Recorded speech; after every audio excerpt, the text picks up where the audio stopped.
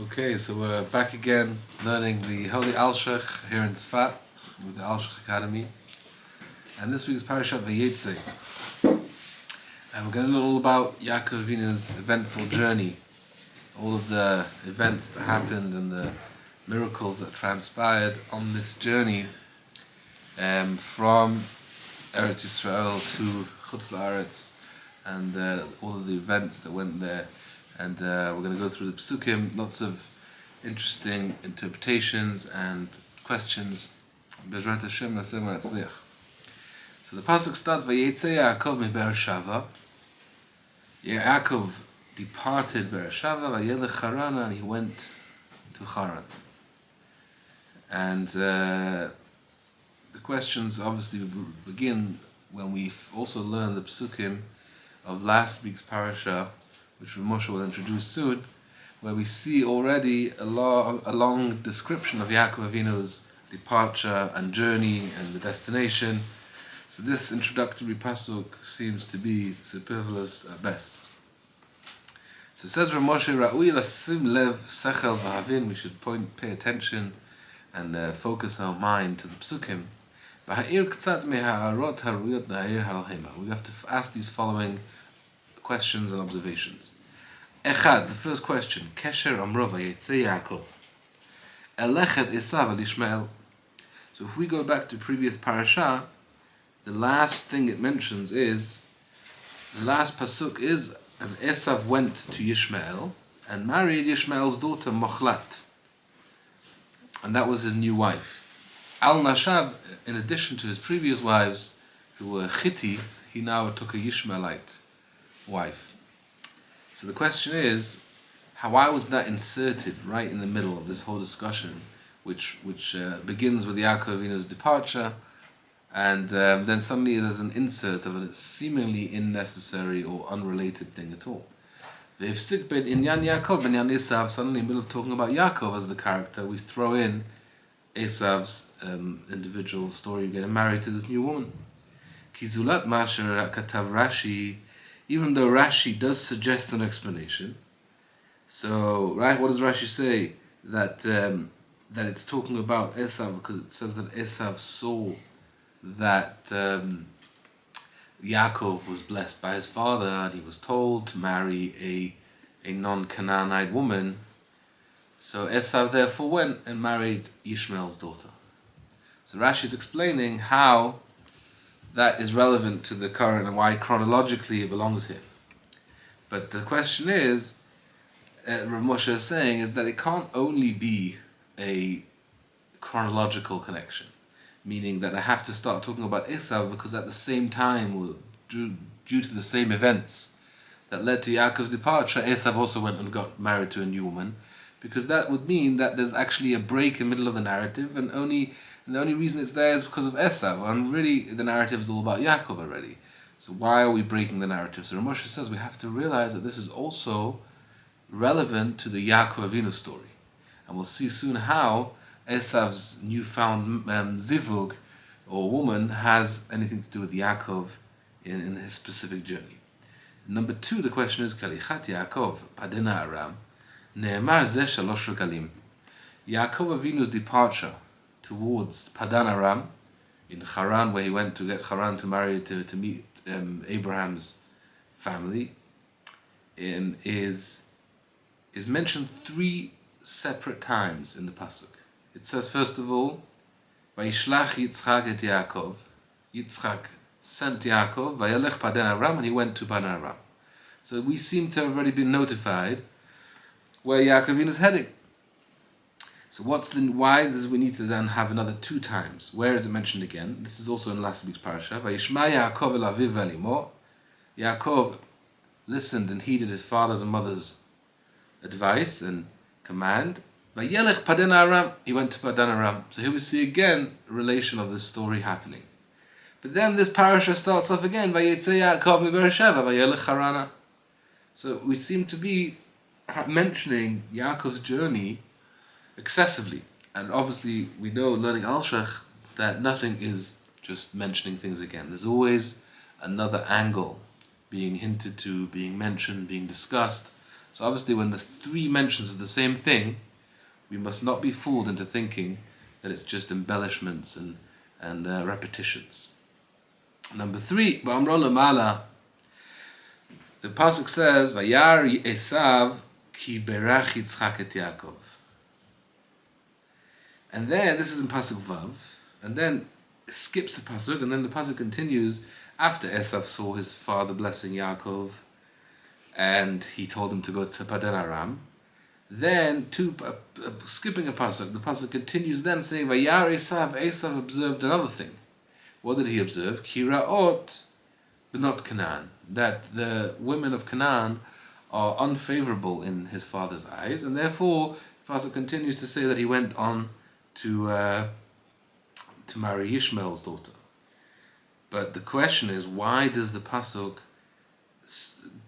break the narrative and says in between Esav's two observations, Esav observed one thing, that his father commanded Yitzchak, he commanded Yaakov to go to Padan Aram.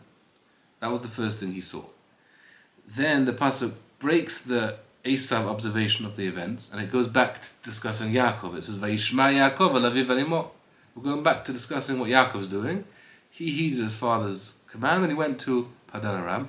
Then we go back to Esav's side of the story, and we say Esav observed his father's disapproval of a Canaanite woman, and he married again.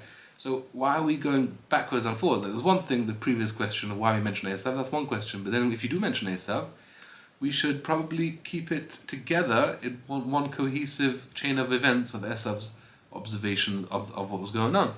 Why are we suddenly jumping backwards and forwards from Esav's storyline to Yaakov's storyline?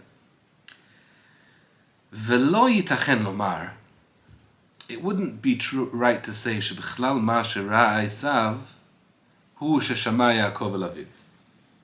So Rabbi Moshe is inserting a suggestion which he refutes immediately, and he says maybe we can read the pasuk like this: Vayar Esav ki berach Yitzchak et Yaakov. Esav saw that Yitzchak blessed Yaakov while he was commanding him to leave to Padan Aram.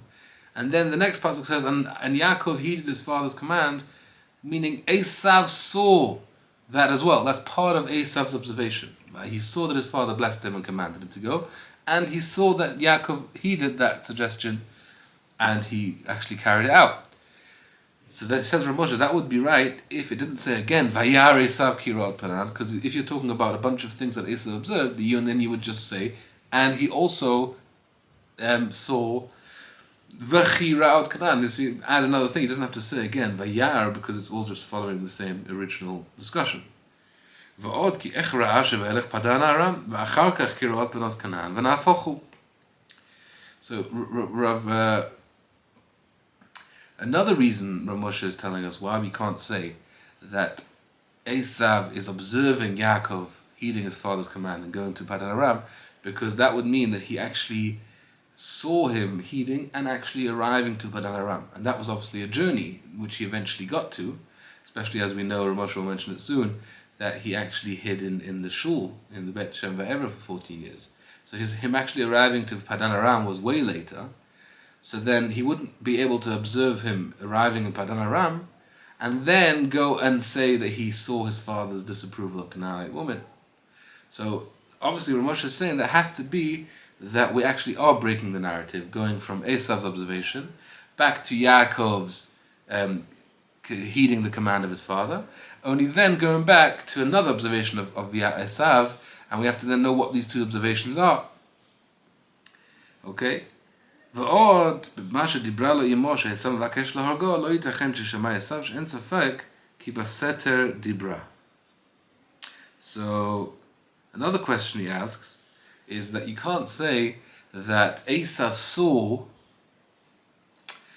that Yaakov was commanded by both his father and his mother, because it says that Yitzchak obviously commanded Yaakov to go to Padan Aram in public, and that was it wasn't a secret affair, but his mother, Rivka, who told Rivka told Yaakov that I've heard, either through prophecy like the rabbis say, or she found out because Esav told someone and then she got word of it. But either way, Rivka summoned Yaakov and told him to go to Padan Aram in private as a secret. And she said, your brother's trying to kill you, but run before it's too late. So Esav would not have known that Yaakov was heeding his mother's command as well as his father's. So if the pasuk says that Yaakov, Vayishma Yaakov el aviv ve'el imo, he was heeding his father's and his mother's command, that suggests already another reason, another hint, and another proof that this pasuk is not referring to Esav observing this, rather to us being told this fact, and therefore it breaks up the Esav narrative, and we have to understand what is going on here. So we see Rabbi Moshe is already planting the seeds for additional information and important chain of events that was happening here with Yaakov and Esav. And as Rabbi Moshe is always so sensitive to detail and sensitive to repetition and to the narrative between the lines, we're going to see here how important this sequence is and what really was all happening here and how Hashem was running the show and in order to protect Yaakov in this dangerous time. Number 4. Ma tzorech hodi'a lanu shera'a ki berach Yitzchak et Yaakov v'shilach oto. So why do we need to say that Esav saw? Right, the first observation it says is that Esav saw that Yitzchak commanded Yaakov to go to find a wife in Padan Aram. Then the pasuk goes on 2 psukim later to say, and Esav saw that his father disapproves of Canaanite women, and he went ahead and married a Ishmaelite woman. So ultimately, the only thing that's relevant for us is to understand why, to give context to Esav's new woman that he took. We have to give context to why he suddenly took a new Ishmaelite daughter, and the reason is because he saw his father's disapproval of the Canaanites. So that's the only thing that is important to mention here of Esav's observation of the events. So we need to now basically, Rabbi Moshe is saying, we need to understand what is being referred to when it says that Esav saw his father commanding Yaakov to go. That has nothing to do with the fact that he took a woman. So obviously that seems to be already indicating something that Esav observed that is important for us to know and that's going to have an effect on what transpired. It says that Esav saw his father blessing Yaakov while he commanded him to leave. Right, this was the second blessing he got, not the blessing he got at the bracha. This was as Yitzchak is telling Yaakov to go to Padan Aram. It says Vayivarech Yitzchak et Yaakov, and he told him V'yiten lecha Elohim et birkat Avraham. He gave him the continuation of the Abrahamic blessings that already were mentioned in Parsha Lech Lecha, which Yitzchak received from Hashem after Abraham's passing. And now Yitzchak is basically telling Yaakov that you are the one to continue this Abrahamic spiritual blessing. So this seems to be unnecessarily mentioned in the Esav's observation of the blessing. Isn't the point here? It's rather the command, it seems, that's the most important part, that he told him to go to Padan Aram. There's a word lemor, ki eino lemor is about, as we know, Rav Moshe is always sensitive to the word lemor, that lemor has to mean that there's something being repeated to others. And here there's no context of Yitzchak's command to go to Padan Aram is not lemor to anyone. He was telling it to Yaakov, and Yaakov just had to go and do it. There was no repetition of the command. So what's the lemor here mean in this context? V'od shu hefech haseder v'shilach oto, v'yitzav alav lemor, v'yitzav alav v'shilach oto. So this order of events mentioned in the pasuk seem to be disjointed, because it says that Yaakov was sent by his father to Padan Aram, and then it says that he commanded him to take a wife. And Rav Moshe's understanding that being sent to Padan Aram means that he was actually sent off, dispatched. That would mean that that's the last interaction between him and his father, because that's when he's leaving the home. But obviously the correct order would be that first he commanded him to go get married in Padan Aram, and then he saw him off. So that seems to be chronologically incorrect. Question number 5, please. Omra vayitze Yaakov. Achar omro lemala vayelech Padan Aram. V'halo ha'yitziah kodemet el haga'at mikom ha'chefetz. So now Rabbi Moshe is asking, going back to our Parsha. So right now, till now we've been discussing the end of last Parsha, which is strongly connected to this Parsha. But now we're going to say that after the Pasuk says he went to Padan Aram twice, then how can you then say, again, Vayetze Yaakov mi Beersheva? I can understand you want to mention him going to Padan Aram again, which we asked already before. We need to understand why it's mentioned 3 times. But that only accounts for why it mentions 3 times that he went to Padan Aram. But this Pasuk goes and adds another detail, saying he left Beersheva. Now, he obviously can't have left again, seemingly, after he is already on the way, and he's going to Yelech Padan Aram. He's on the way already. So that's another detail in the. It's not only just superfluous; it's also incorrect to be able to mention the departure after he's already on the journey. Number 6. Kefal pasuk vayetze vayelach she'im halach mi lo yada sheyatza. Now Rabbi Moshe is asking the same question in a different way. Let's say it wouldn't be chronologically incorrect the order, but even just the need to mention that he left. Why does it have to say and he left Beersheva and he went to Haran? Just say he went to Haran. We know where he is, and that's why actually we have the Rashi on this from the Chazal, that Yaakov's leaving, right, made a big impression on the surroundings. Because when a tzaddik is in the city, he's the splendor, the light, the love of the city, of the area that he's around. And when he leaves, it's noticeable, where all of the light and the energy that he was exuding when he was around is gone now. So there's a mention of the Vayetze Yaakov. So that's the Rashi. But Rabbi Moshe is obviously going to say a different context of what the leaving is about here. Zayin, question number 7. Omro vayelech Harana. Im kvar halach lecharan, en achar kach paga b'makom. So we have a bit of a question here. This is something that the rabbis already address, where it says vayelech Harana. Yaakov left. Vayetze Yaakov mi Beersheva. He left Beersheva. Vayelech Haran, and he went to Haran. So seemingly, if you wouldn't see anything else in the Torah, you would understand that he's already arrived into Haran. That was his destination. He went there. But then we find an inconsistency where it says Vayifga b'makom. He came across the place where the sun set, and he went to sleep, and he found out this was the house of God, where there was Bet El, Jerusalem, Luz. All of these are cities in Eretz Israel still. They're not in Padan Aram. So it seems to be that he went to Haran, but then he somehow found himself back in Israel. And as that's what the rabbis in the Gemara and the Midrash go on about, and there's different opinions how to understand the whole sequence of events. But the rabbis basically say there was some kind of backtracking and some kind of kfitzat haderech involved. And there was like interesting chain of events that happened there. So what does Rabbi Moshe bring? He did arrive all the way to Haran. But then he took note of the fact that along his journey he passed the Bet HaMikdash, the Temple Mount that was still the Mount of Moriah at the time. And what did he say? Avarti al makom she'itpalalu avotai. I passed the place where my fathers and forefathers have prayed. V'lo itpalalti. I didn't take a moment to pray. So he felt very bad that he didn't take this opportunity to leave before leaving Israel to pray and to establish his connection to the Temple Mount. And now he's all the way in Chutz La'aretz, who knows for how long. So v'chazar lecharan, and he started heading back.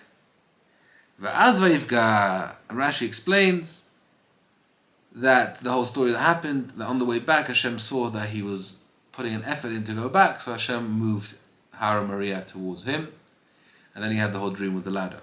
So Rabbi Moshe is saying that the pasuk is so off in terms of the retelling of the events, that so much so that the rabbis made a whole story out of it.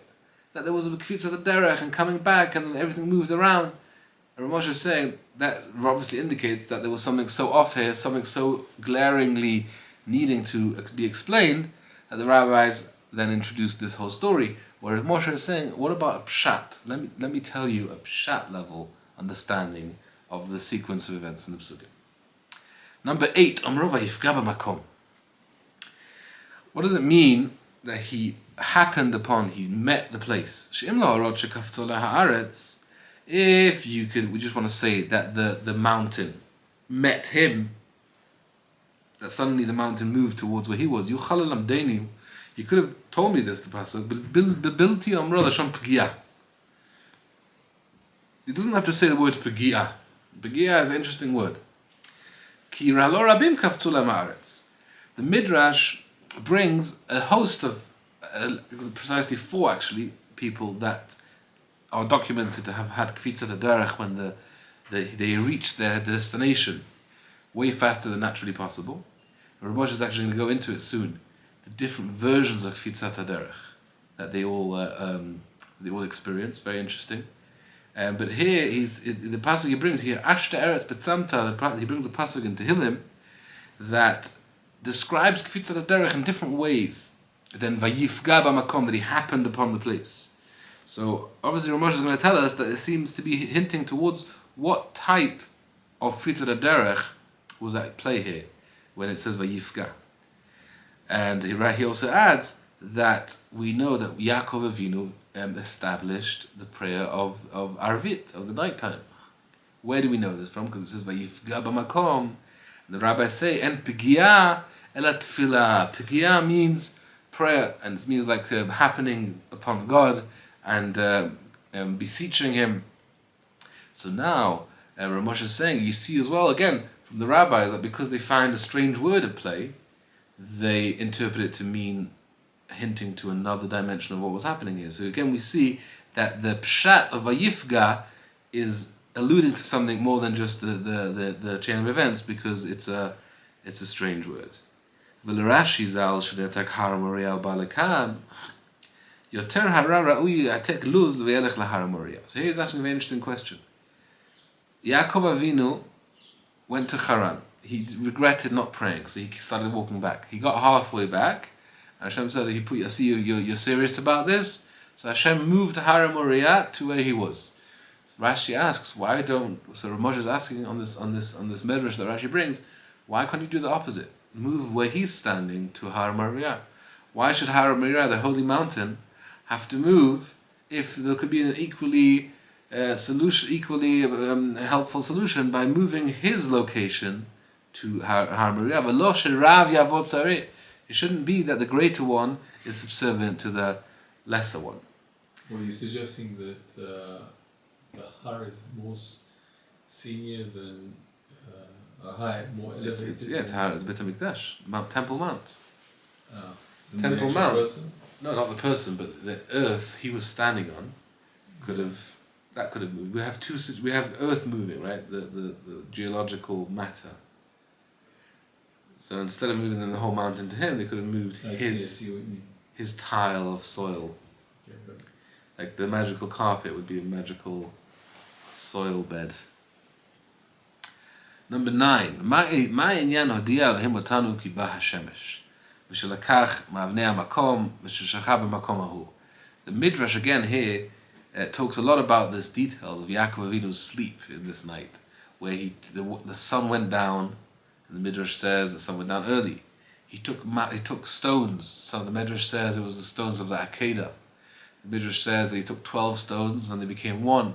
So there's a lot of discussions around these stones. But Rav Moshe is telling us, again, this is showing that it's quite obvious that these details are unnecessary. If this wasn't an important detail, it wouldn't talk about so much detail about, because obviously Yaakov went to sleep many times. And he sometimes took a pillow, sometimes he stepped outside in the rocks.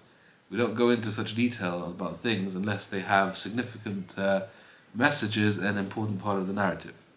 Obviously, we also know that rabbis say that it was the first night he slept in 14 years. So that this sleep was a very central story here, but Rav Moshe is going to put it into the pshat, into this whole weave that he's going through. Number 10,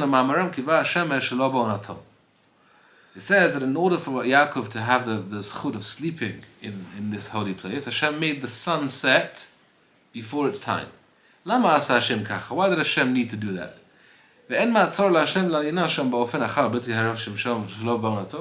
Does Hashem need to bring down the entire solar system and break its natural cycles so he can sleep? Hashem can make him tired and the sun can be shining and he'll just pass out.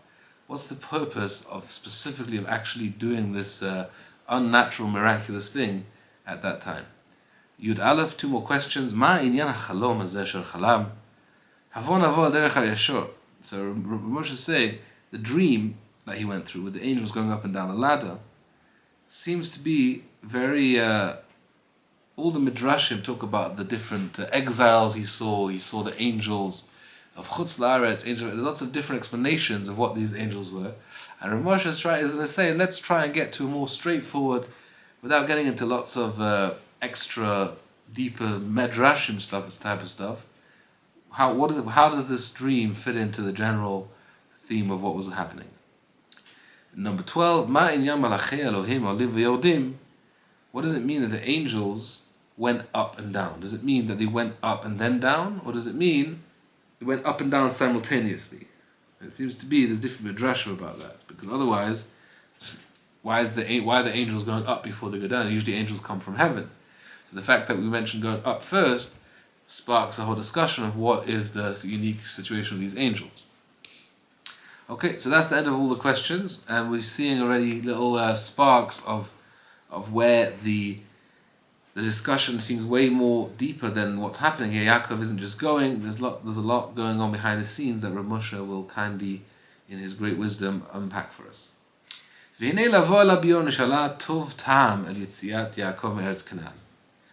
Moshe is asking a very simple question to begin the discussion. He says, first of all, why was Yaakov leaving? Yaakov was leaving because Esav wants to kill him. Now, it wasn't a secret where he was going. Yitzhak announced it very helpfully. He says, you go to Padan Aram, find a wife there, while Esav was right there.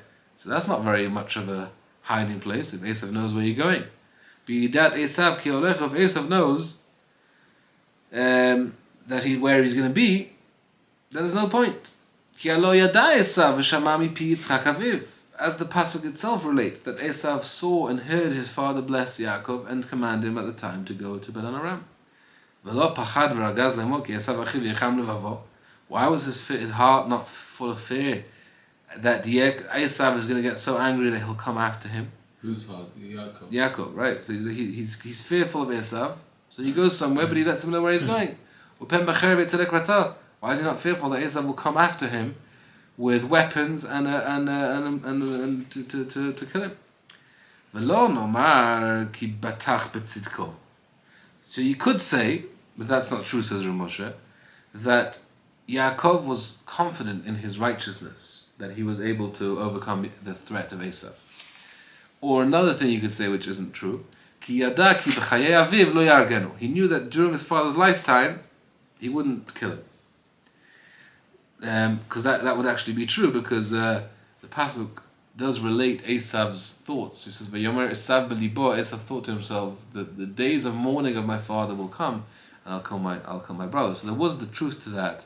That as long as Yitzchak's alive, he's got an insurance policy that Esav won't come after him. But it seems to be that Yaakov didn't really rely on that. He couldn't trust. Esav was unpredictable. So right now he's still trying to respect his father, but he might just get drunk one day and forget about all of his respect for his father and just come out to kill him. And as we see this in the Midrash, the beginning of the Parsha, that Yaakov was actually very fearful of Esav. And it says in the Midrash, Esa'inai al-harim. As Yaakov was heading out, running away from Esav, he said, I look up to the mountains. And the Midrash says, don't read Heharim, the mountains, El Hahorim. I look up to my parents, to my fathers. Hem Ha'avot. Amar Ma'ayin Yavo Ezri. Right? And it says a very powerful thing, that Yaakov was feeling like he should lose hope in Hashem. Should I lose my trust in my Maker? And then he strengthened himself and says, no, I am not going to lose my strength in my Maker. Ezri me'im Adonai aseh shamayim va'aretz. I trust that my help will come from Hashem. So that's the Medrash there, very strong, kind of revealing Yaakov's inner emotional turmoil as he was going through this, and he basically goes through this whole parak 121 in Tehillim, describing Yaakov Avinu's helplessness of Ezri, Me'ayin yavo Ezri, where will my help come from? And he's convincing himself and going strengthening his emunah. But when Moshe is bringing this to show that Yaakov was actually very fearful of what might happen. So why would he then go somewhere that Esav can find him? Im Kozer as well, when it comes to the question of whether he relies on his own righteousness, lo yutar leish tzadik lismoch al hanes. A righteous man is not allowed to rely on miracles. To bring himself into danger. The pasuk says, hide for a little bit until until the fury is over. So basically the pasuk doesn't suggest to face things head on and rely on miracles. The pasuk Hashem wants us to have to take measures. So why is Yaakov going to a useless hiding place that is the best kept secret in town? You could say, Ki hen zot kavanat hamrov vayetze vayelach. Shaya lo lomar lalechet. So Rav Moshe is now going to explain the psukim, one part of the psukim according to this current question. The pasuk says he went out of Beersheba, vayelech, and he went to Haran. So it says Rav Moshe, it shouldn't say vayelech, which means that he actually got there. It should say lalechet. He went out of Beersheba with the intention, or with the destination of Haran, but it still doesn't mean that he got there yet. And this is obvious when it says vayivga b'makom, because the Torah, it's going back in time where he actually hasn't yet gotten to his destination, and he's still en route. Here Rav Moshe is introducing the Gemara in Megillah that tells us, as we all know, that Yaakov did not go straight to Haran. Yaakov was 63 years old at the time of the blessings. That's when he had to run away for his life. For 14 years he hid in the Beit Midrash. Nitman is like he insulated himself. He surrounded himself with this Beit Midrash. That was for 14 years. That was until 77 years of age. For 7 years he worked for Lavan until he got married. Then that altogether he was 84 when he got married. So that's the Gemara that basically works out the chronological sequence of events of the timeline of Yaakov Avinu's years. What is the rabbis telling us? As Rav Moshe, he would say, when he left Beersheba, he didn't head to Haran. He went to Shem Va'ever's Beit Midrash. Only after 14 years later did he head to Haran. Why did he do that, says Rav Moshe? What was the purpose of going to Shem Va'ever at this time? Because he knew, says Rav Moshe, he didn't trust Esav, and he knew that Esav will want to kill him. The second he's en route going through the vast Mesopotamian deserts and barren lands, Esav will run after him and kill him. So now, how did he manage to fool Esav? He took a detour. Instead of going out to Padan Aram, he went in the land of Israel itself. And where did he go? Midrash Ever. He went to the school of Ever. What does it mean Nitman? He was hidden. You could say he was hidden because he was learning Torah and he was focused on the Torah and nothing else in the world mattered to him at the time.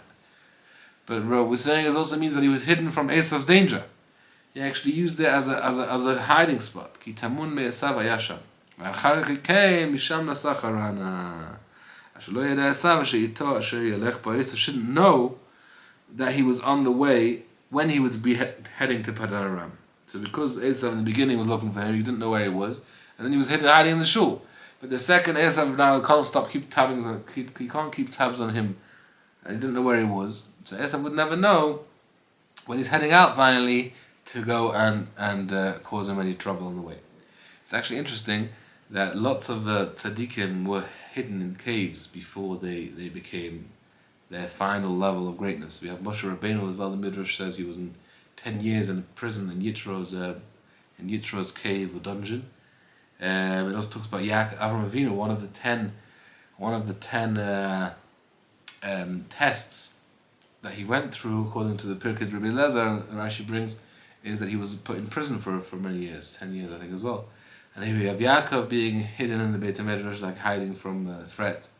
Rabbi Shimon Bar Yochai Yosef Atzadik. It seems to be a big, and obviously if you're into Chabad Rabbis, there's also a lot of prison stuff preceding to Torah revelation.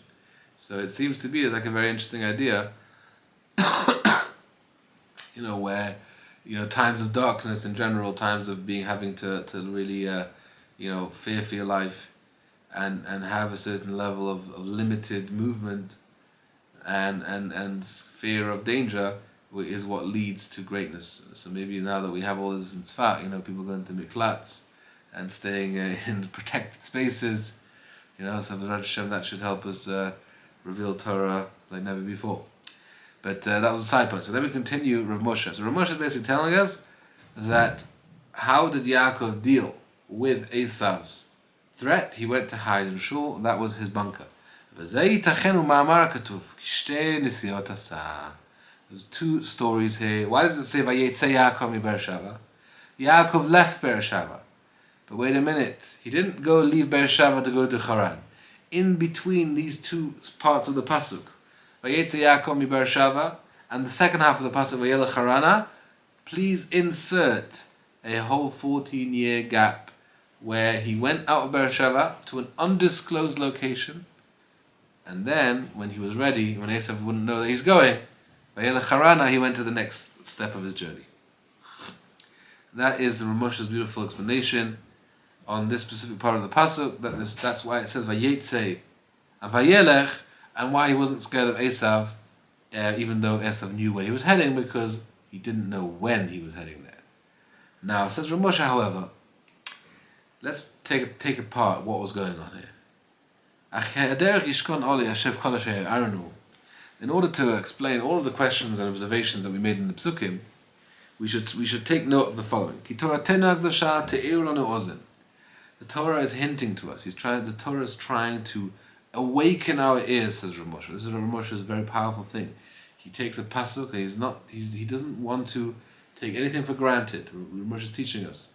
Every word in the pasuk is accountable for.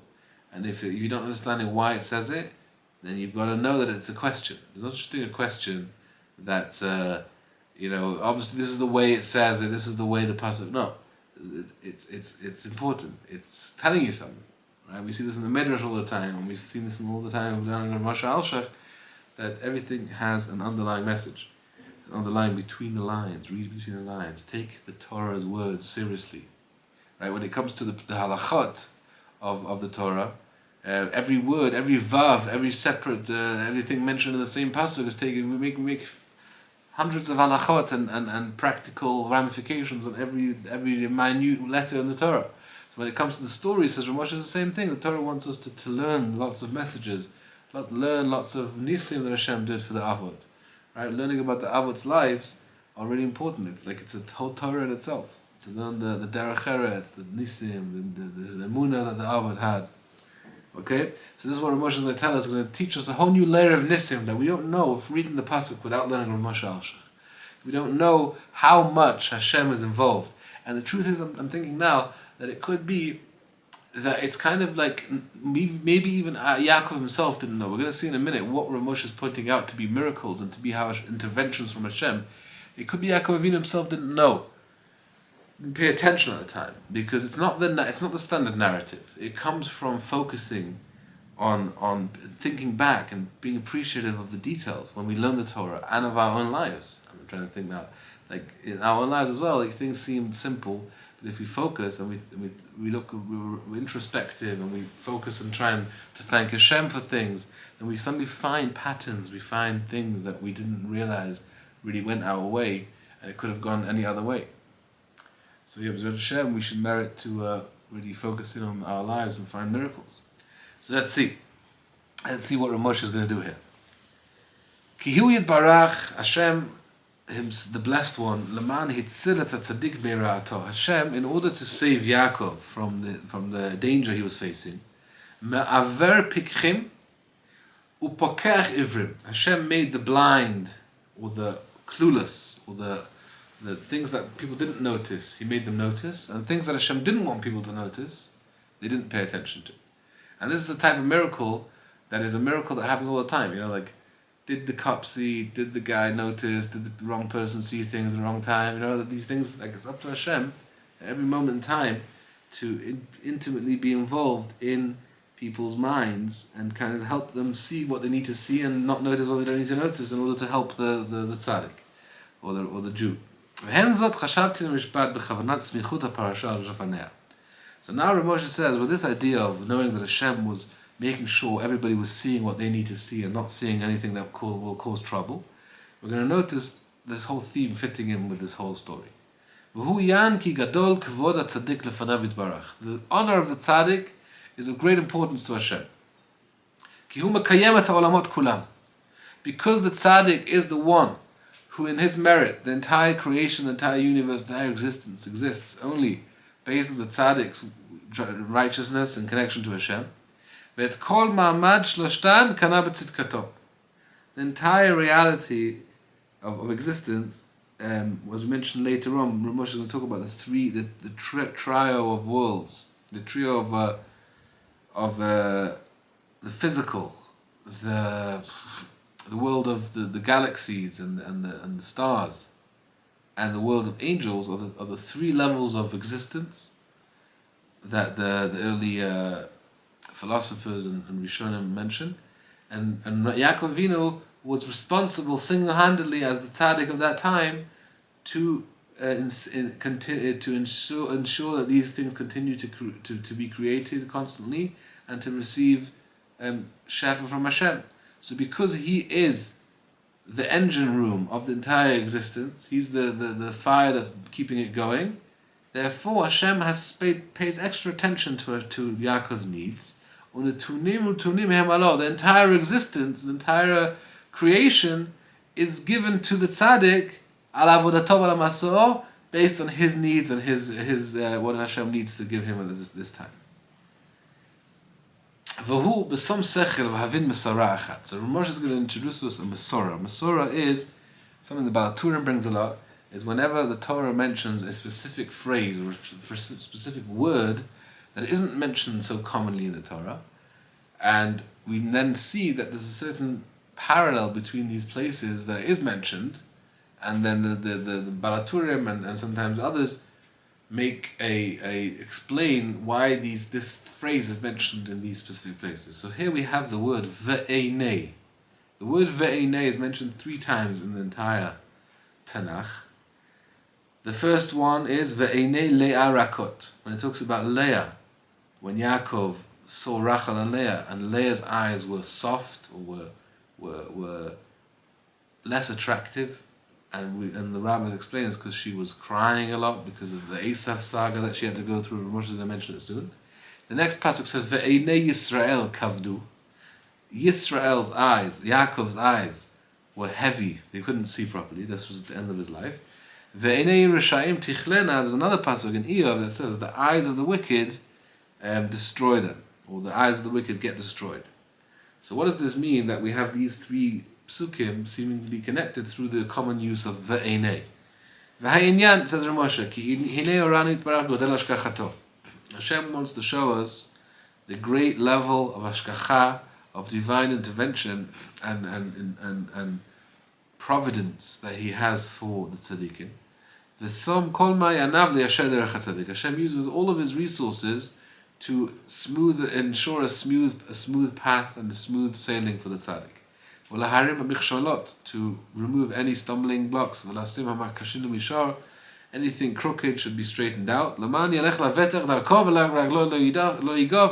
That he should be safe and sound from any type of problem.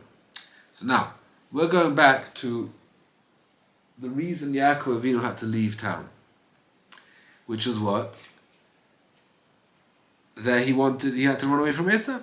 So now, Halo yadanu, says Rav Moshe, ki his hen zot hayta im Esav lechabel et horav l'shmo b'kolam. One thing Esav was famous for was listening to his parents and respecting his parents. V'kumamar b'masachet kiddushin, as the Gemara says in Kiddushin, al mishabach atzmo shemechabel et horav. There was one rabbinical student who was boasting about his level of honoring his parents. They told him, don't get ahead of yourself because you haven't even reached yet what Esav used to do. So don't get too full of yourself. So we see that Esav was very particular in honoring his parents. So now says Rabbi Moshe,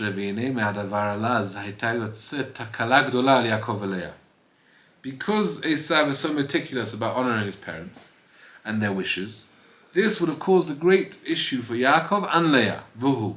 What would be the issue? Ki alo Esav shama ozno v'teven Leah ki ra'ot benot Canaan v'tovot benot Lavan b'nei Yitzchak aviv. So now Esav noticed Yitzchak commanding Yaakov, do not marry a Canaanite woman, rather you go and marry your mother's brother's family. So if Esav would really pay attention to everything Yitzchak is saying and want to respect his wishes all the way, he would say, oh, my father doesn't like Canaanite women. He does want us to marry into Lavan's family. He would then go to Haran and marry Leah. And that would be a big disaster for both Yaakov, having Esav, who he's trying to run away from, be there right with him, and for Leah, who didn't want to marry Esav. So here we had to have Esav, even though his whole life's mission is respecting his parents' wishes, Hashem had to mess with his head that he doesn't heed his entire wish of his father. He'll only listen to half of the sentence. Right? So Ramesh is going to break us down the whole situation. So what did Esav hear Yaakov saying? Do not take a Canaanite woman, rather go to Padan Aram, v'kach lecha isha mibnot Lavan. Go to the daughters of Lavan. V'hinei im kasher sama libo kirot benot Canaan. If while he was paying attention to his father's wish that the daughters of Canaan are not to be married, yasin gam ken kitovot benot Lavan benaviv, if he would have also paid attention to the second half of the statement, that Lavan's daughters are preferable, he would have gone to Lavan instead of Ishmael. If he wouldn't take both of Lavan's daughters, he would at least take the older one and leave the younger one to Yaakov. If he would have done that, this would be a terrible disaster. Yaakov has nowhere to run to. He definitely wouldn't. Even if he could run away, Yaakov and Esau will be on the same journey to Lavan, and that would be a complete disaster. He's trying to run away from him. He would strike him with force. And he mentions here, as we know, the Midrash, that Yaakov actually was attacked by Eliphaz, Esau's son, and Eliphaz was convinced by Yaakov to not kill him. And the Midrash says why? Because Yaakov used to teach Eliphaz Torah.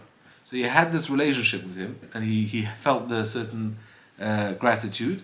So Eliphaz let him off and just took away all of his belongings. But Esau wouldn't have done that. So we see basically being en route to Haran, with Esav being anywhere in the vicinity, is grave danger.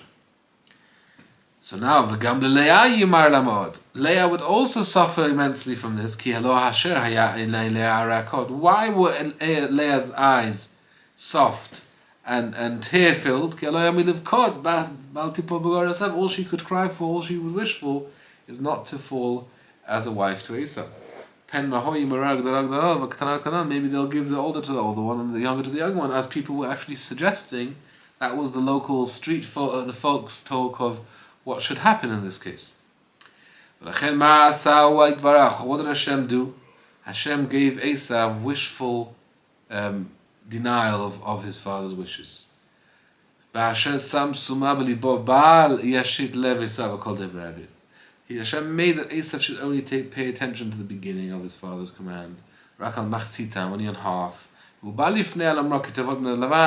He shouldn't focus on the second half, which said that Lavan daughters are the way to go. Only talk about the negativity of the Canaanites. Therefore he went to Ishmael and not to Lavan.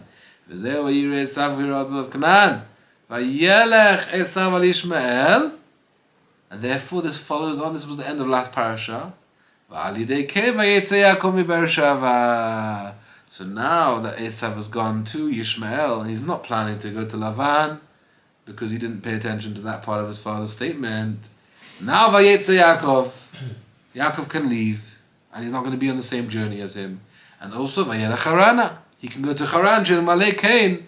If wouldn't have had the situation where Esav had a half listening situation, Lo haya Esav manichol hagia sham. He wouldn't be able to go to Haran even. Kasher ni cholifaz, kasher nishar po b'tzavat aviv.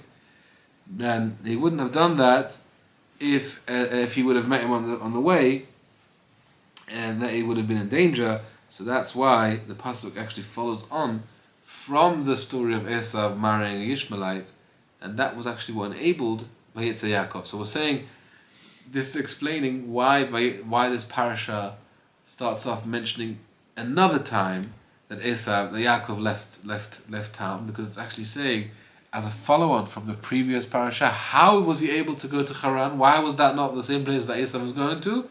Because Esav listened only halfway and married a Ishmaelite. לכן הקדים ואמר וירא עשיו כי ברך יצחק את יעקב ולא בלתי שמוע ששלח אותו בן ארם לא שת דיבר גם על זאת. So what he's saying is that it says that Esav, the pasuk mentions that Esav heard and he saw that Yaakov was commanded to go to Padan Aram to marry a daughter of Lavan. And the pasuk is trying to emphasizing the level of the miracle.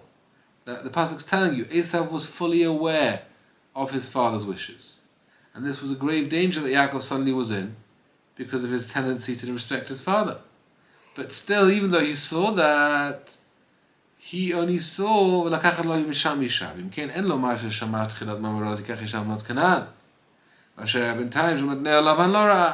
so it's clear that Esav knew that this was his father's wish.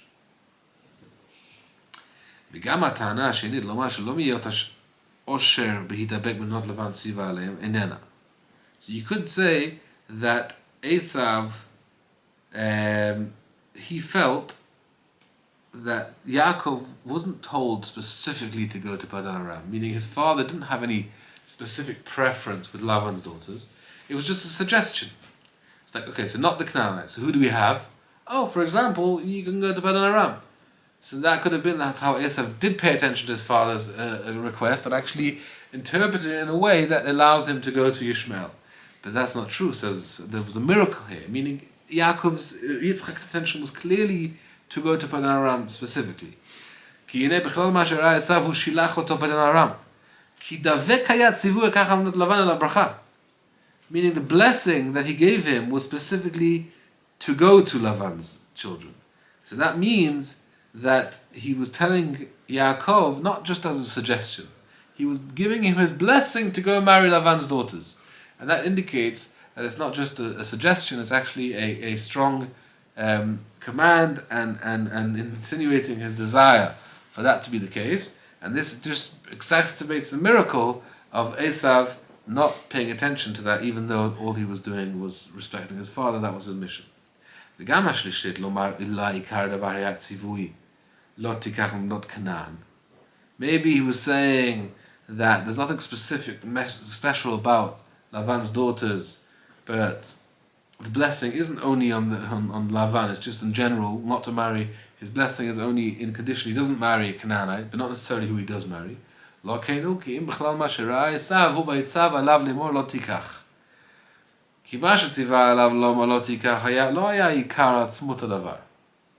So meaning, the reason he told them to don't marry a Canaanite was actually just an introduction to the main event, which was to tell him to marry Lavan's daughter.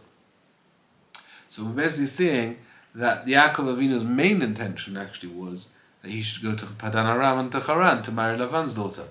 And he just prefaced it by saying, obviously you don't want to marry a Canaanite. But then what happened was, Esav actually saw only the beginning.